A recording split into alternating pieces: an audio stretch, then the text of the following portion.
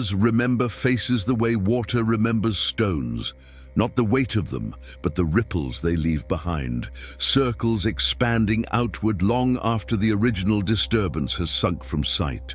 In December of 1925, in a fourth-floor apartment on Orchard Street, where the Lower East Side of Manhattan pressed its immigrant dreams against windows that looked out on fire escapes and laundry lines and the endless theater of survival, a boy named Samuel Rosenbaum discovered that his dead mother's vanity mirror held more than reflections. It held light that had traveled from stars that no longer existed, faces of people who had not yet been born, and somewhere between the silver backing and the glass surface suspended, like an insect in amber, or a soul between worlds, something that pulsed with its own luminescence, a star that had fallen not from the sky but from somewhere deeper, somewhere inside the geography of loss itself. The star moved when he moved, dimmed when he cried, blazed when he remembered his mother's laugh, and on Christmas Eve, when the Christian world celebrated miraculous birth while his Jewish family sat shiva for death,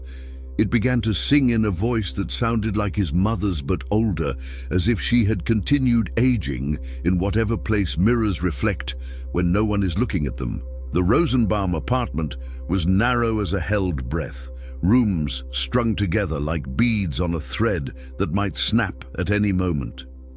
Kitchen parlor, 2 bedrooms, all of them small enough that you could touch opposite walls if you stretched all of them full of furniture that had traveled from Minsk to Ellis Island to here, each piece carrying the ghostly imprint of other rooms in other countries, where other versions of this family had tried to make a home. Samuel's father, Abraham, worked at Goldstein's tailoring shop on Delancey Street, his fingers turning fabric into respectability 10 hours a day. 6 days a week, never on Shabbos, though barely on Shabbos either, because rest was a luxury that poverty couldn't afford.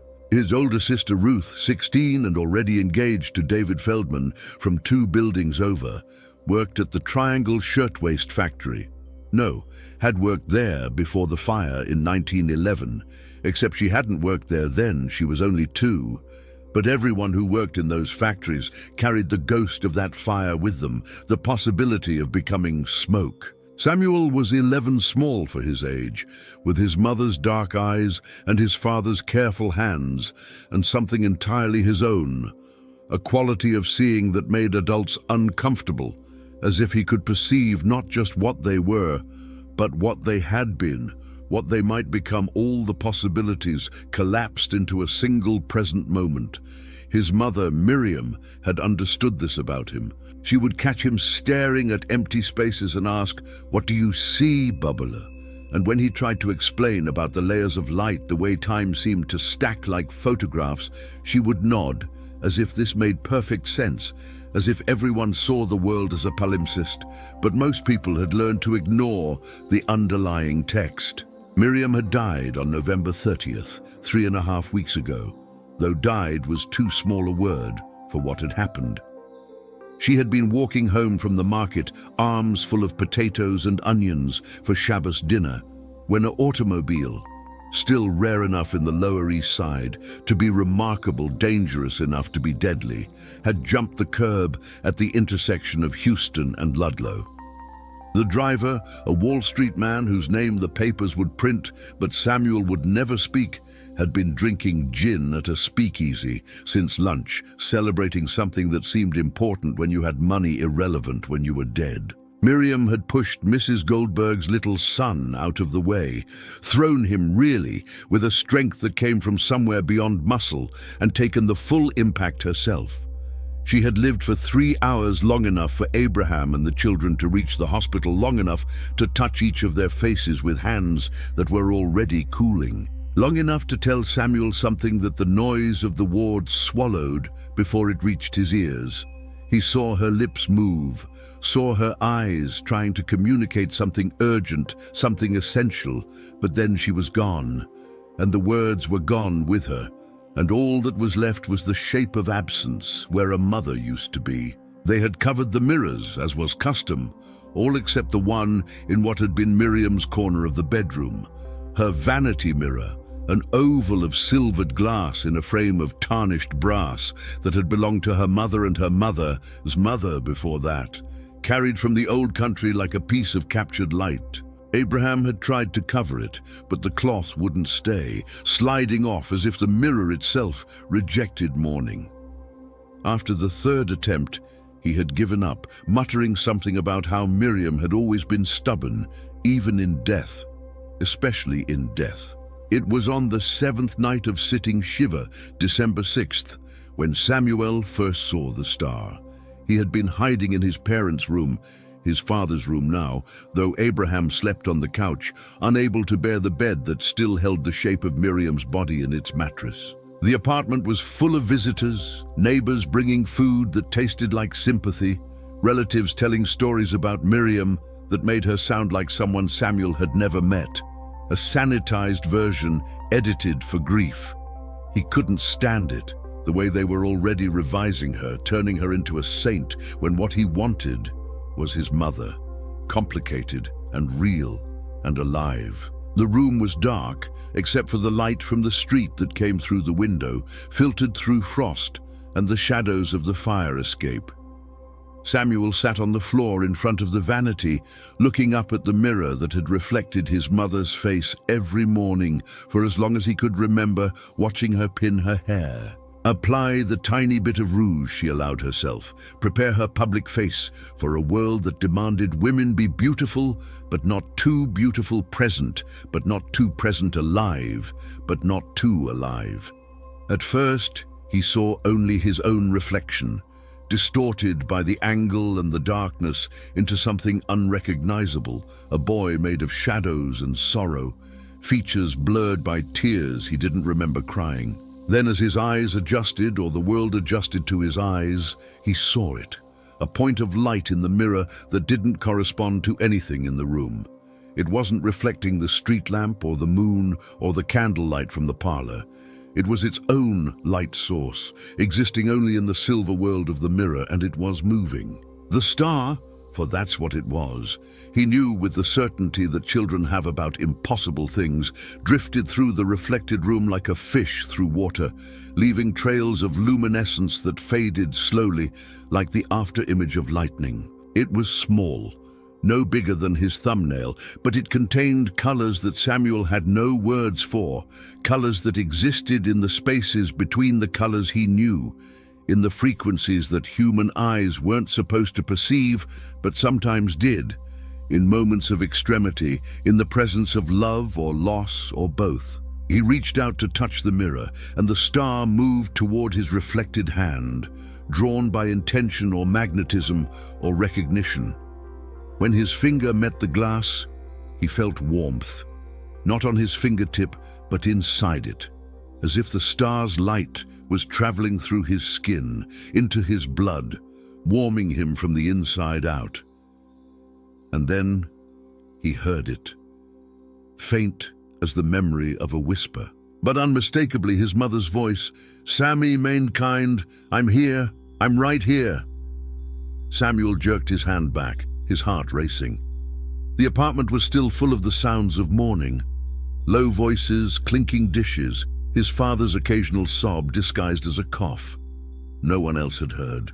He looked back at the mirror, and the star was still there, pulsing now with what looked like breathing, as if it too was alive, as if it too was trying to communicate across an impossible distance. Every night after that, once the visitors left and his father retreated to the couch and Ruth to her bed, Samuel would creep into the bedroom and sit before the mirror, watching the star, learning its movements, its moods, its language. Because it did have a language, he discovered, not of words but of light. When he was sad, it dimmed to almost nothing, a barely visible spark in the darkness of the reflected room. When he remembered something happy, his mother teaching him to make Chala her laugh, when his father attempted to dance the way she would sneak him pieces of honey cake when Ruth wasn't looking, the star would blaze, filling the mirror with light that had weight, texture, presence. On the third night of watching, he discovered he could influence its movement, Not with his hands, but with his thoughts, with his intentions, with the part of him that his mother had recognized as special, that saw the layers of time stacked like cards in a deck that could be shuffled, dealt differently, played with, if you knew the rules. He would think left, and the star would drift left. He would think circle, and it would orbit the reflected room like a tiny planet around an invisible sun. And sometimes, not always, but often enough to know it wasn't imagination, he would hear her voice, not speaking directly to him, but around him, the way you might hear a conversation in the next room if the walls were thin enough. She seemed to be talking to others, people he didn't recognize, in a mixture of Yiddish and English and something else, something that predated language but communicated perfectly. Once he heard her laugh, that particular laugh she had when his father made a joke so terrible it circled back around to funny, and the sound was so real, so present, that he turned around expecting to see her standing in the doorway. But there was only darkness and the sound of his father crying in his sleep in the next room. On December 15th, something changed. Samuel had been sitting before the mirror, practicing making the star draw shapes, a triangle, a square, a Star of David that made the light pulse with something like recognition, when suddenly the mirror's surface began to ripple, not the glass itself, but the reflection, as if the mirror was water and someone had dropped a stone into it from the other side. The ripples spread outward from where the star floated, and in their wake, the reflected room changed. It was still the bedroom, but not exactly. The furniture was the same but newer, the wallpaper brighter, and standing at the vanity was his mother, but younger than he had ever known her, perhaps 18 or 19, brushing her long dark hair. She was humming something he recognized, the lullaby she used to sing to him, the one her mother had sung to her, back and back, through a chain of mothers and children that stretched to the beginning of song itself.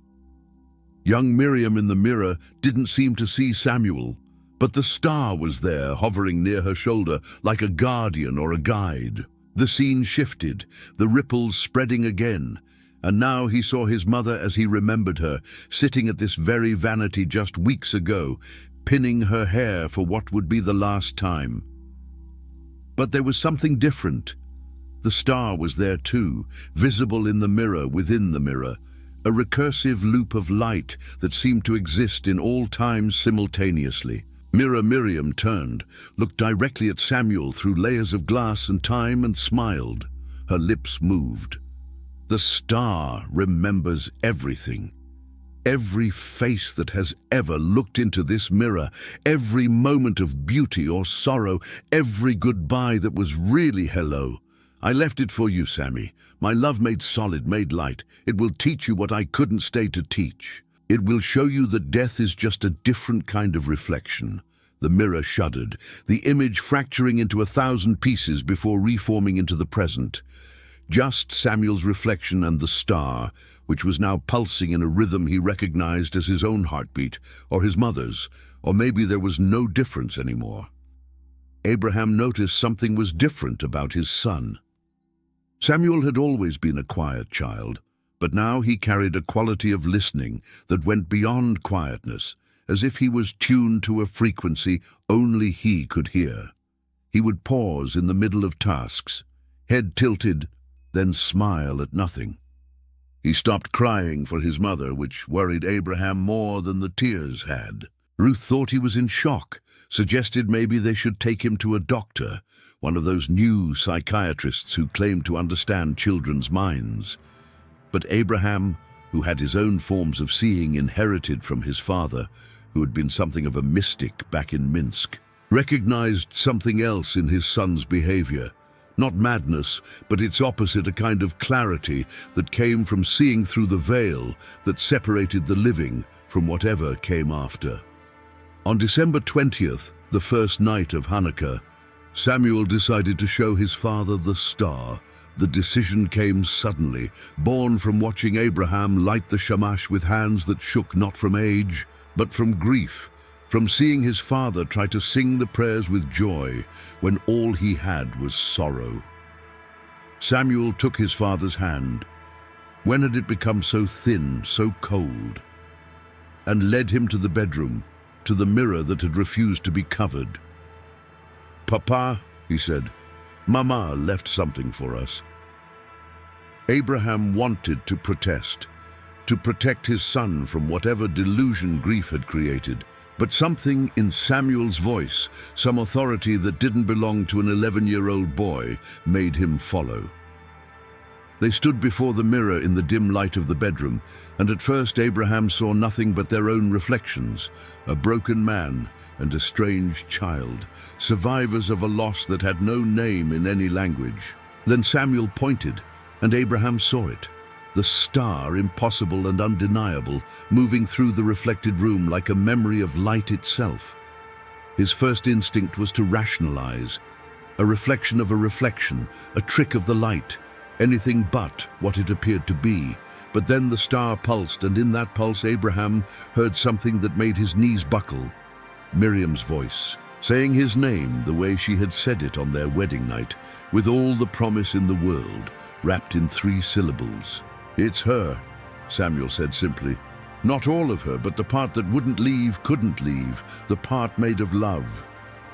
Abraham sank to his knees before the mirror, pressing his palms against the glass, and the star moved toward his reflected hands, bathing them in light that was warm and familiar and impossible.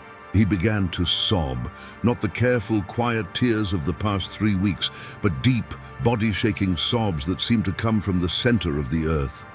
Samuel knelt beside him, small arms around his father's shoulders, and together they watched the star pulse and dance and live this fragment of Miriam that had refused to die, that had found a way to stay, to comfort, to prove that love was stronger than death, or at least as strong, which was enough, which was everything. They began a new ritual. Every night after lighting the Hanukkah candles, Abraham and Samuel would sit before the mirror and watch the star. Ruth joined them on the 3rd night, skeptical at first, then silent, then weeping when the star traced the letters of her name in light. They didn't tell anyone else. Who would believe them? But the star's presence changed the quality of their mourning, transformed it from pure loss into something more complex, more bearable. Miriam was gone but not gone, dead but not absent, transformed but not lost. On the 7th night of Hanukkah, Christmas Eve to the rest of New York, something extraordinary happened. The star, which had always stayed within the confines of the mirror, suddenly burst through. Not through the glass, which remained solid, but through the barrier between reflection and reality, between the world of mirrors and the world of flesh. It hovered in the actual room, no bigger than before, but more real, more present, casting light that threw shadows that had weight, that could be felt on the skin like sunlight, but warmer, more personal. And then, as the Rosenbaums watched in awe and terror and joy, the star began to sing. It wasn't sound exactly. Sound needs air to travel through, and this was traveling through something else, something that existed in the spaces between atoms, in the pause between heartbeats, in the silence between words. But they heard it nonetheless, each in their own way. Abraham heard Miriam singing the prayers they had said at their wedding, her voice young and hopeful, and unaware of how short their time would be. Ruth heard her mother singing her to sleep when she was small, before the world had taught her to be afraid of the dark. And Samuel heard something else entirely, not just his mother's voice, but all the voices that had ever loved him, would ever love him, a chorus of affection that stretched forward and backward through time, proving that love wasn't bound by chronology any more than light was bound by gravity. The star circled the room once, twice, 3 times, leaving trails of luminescence that lingered in the air like written words in a language of pure light. Then it stopped in front of Samuel, hovering at eye level, pulsing with intention. He understood without understanding that it was offering him something, asking him something. Though what, he couldn't say. He reached out his hand, palm up, and the star descended, settling into his cupped fingers like a bird made of light. The moment it touched his skin, the world exploded into layers. He could see not just the present, but all the presents that had ever existed in this room. His parents, young and in love, his grandparents who had died before he was born, strangers who had lived here before it was apartments, when it was a single house full of a single family whose names were lost, but whose loves remained, encoded in the walls like memory in DNA. He could see the future too, himself grown, with children of his own, teaching them about the star that their grandmother had become, had left, had given.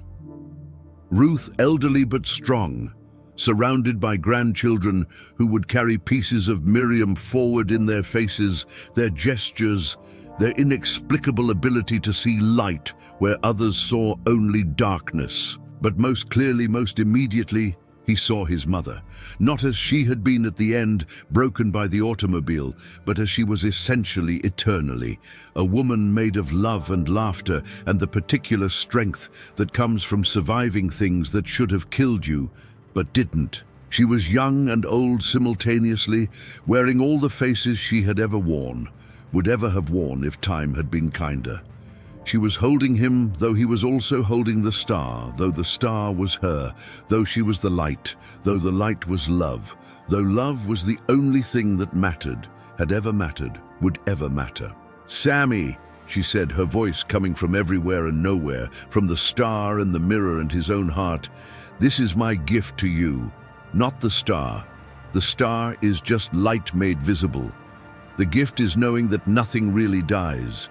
It just changes form, like water to ice to steam, like caterpillar to chrysalis to butterfly, like love to grief to understanding.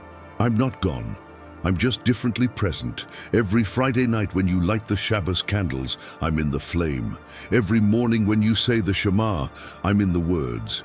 Every time you choose kindness when cruelty would be easier, I'm in the choice." The star pulsed brighter, and Samuel felt something shift inside him, some understanding that had been approaching since the night he first saw the star, but only now arrived fully.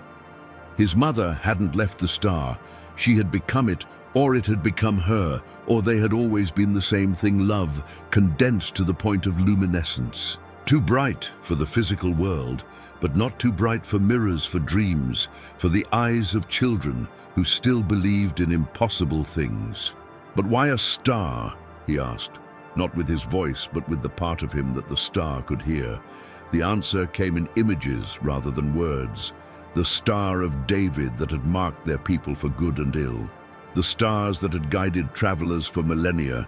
The stars that were sons to other worlds, where other mothers loved other children with the same fierce impossibility. And deeper than that, the understanding that stars were the universe's way of taking darkness and transforming it into light, taking simple hydrogen and transforming it into every element that would ever exist, taking death and transforming it into life.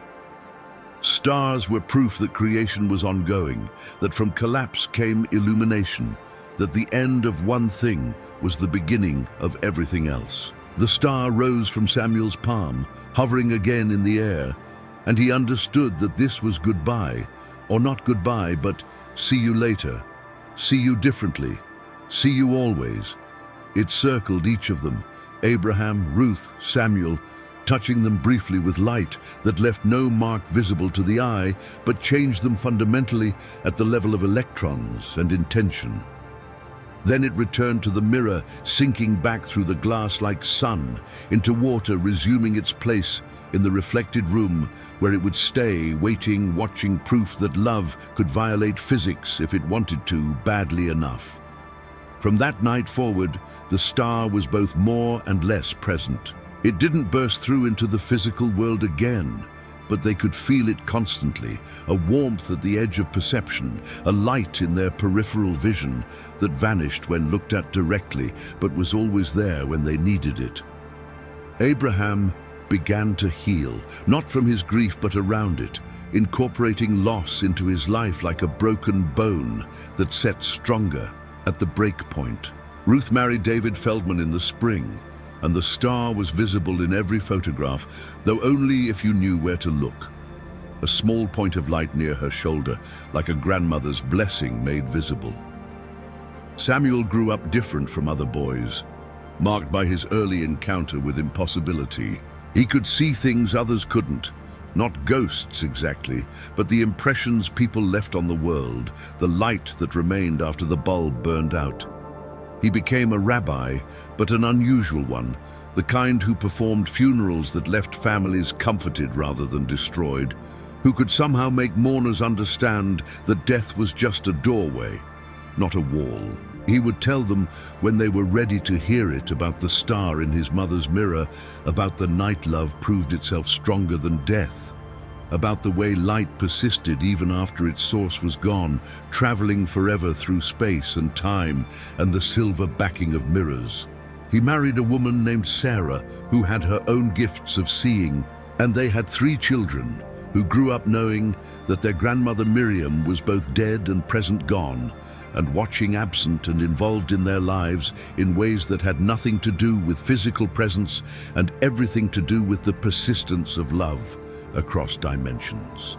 The mirror passed to Samuel when Abraham died peacefully in his sleep in 1940, and he found his father's reflection had joined the star or become another star, or had always been a star waiting to remember itself. The mirror survived everything: the depression, the war, the move from the Lower East Side to Brooklyn, then to the suburbs, then back to the city when Samuel was old and wanted to die where he had been born. Through it all, the star remained, sometimes bright, sometimes dim, always present, a constant reminder that death was not the opposite of life, but part of it, not the end of love, but its transformation into something that didn't need a body to exist. When Samuel was 93, lying in a hospital bed with his children and grandchildren and great-grandchildren around him, he asked them to bring the mirror. They did, thinking he wanted to see himself one last time. But that wasn't it at all. He wanted them to see what he saw in his final moments. Not one star, but hundreds, thousands, all the people who had ever looked into that mirror with love, all the mothers and fathers and children who had seen their best selves reflected there, all the light that had ever bounced off its surface now somehow stored inside it, waiting. "Look," he whispered, his voice barely a breath. "Look how much light there is. Look how it persists. Look how love violates every law except its own." And they looked, and those who could see saw, and those who couldn't see felt. And in that moment they all understood what Samuel had learned that Christmas Eve in 1925, that we are all stars temporarily wrapped in flesh, that death is just the unwrapping, that the light continues long after the source has burned out, visible to anyone who knows where to look, how to look, why to look. The mirror hangs now in the apartment of Samuel's great-great-granddaughter, also named Miriam, who lives on the Lower East Side in a building not far from where the original Rosenbaum apartment stood. She's an artist who paints light, not objects lit by light, but light itself, the way it bends and breaks and persists. She tells people that her paintings are portraits of her ancestors, and when they look confused, she shows them the mirror, shows them the star that still moves through its silver depths, shows them how love can become light if it tries hard enough, if it refuses to accept darkness, if it insists on shining, even after the death of its source. And on Christmas Eve, when the city is quieted by snow and the kind of cold that makes everything crystal clear, she sits before the mirror and watches the star pulse with the heartbeat of someone who died before she was born, but who loves her anyway, loves her still, loves her always. She talks to it sometimes, tells it about her life, her art, her own children who are learning to see the layers of light that most people ignore. And sometimes, not always, but often enough, she hears an answer in the silence between her words, a voice made of light, saying the only thing that matters, the only thing that's true. Love persists. Light persists. We persist. Even after the star dies, its light continues traveling, reaching new eyes in distant times, proving that distance and death are just different words for the same illusion. The illusion that we are separate, that we end, that love needs proximity to exist.